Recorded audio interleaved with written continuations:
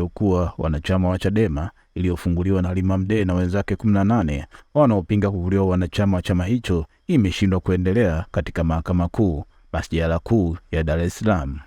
Sababu ya kuahirishwa kwa kesi hiyo ni jaji anayesikiliza shauri hilo, Cyprian Mkeha, kuwa na majukumu mengine nje ya ofisi. Mdee aliyekuwa mwenyekiti wa baraza la wanawake wa Chadema Bawacha na wenzake walifungua shauri hilo Mahakama Kuu Masjala Kuu ya Dar es Salaam, wakipinga kufukuzwa wanachama kwa utaratibu wa mapito ya mahakama, judicial review. Kesi hiyo ilipangwa leo Aprili 18 mwaka 2023 kwa ajili ya kuendelea kuhojiwa kwa mjumbe wa baraza la wadhamini wa Chadema Lucy Molel.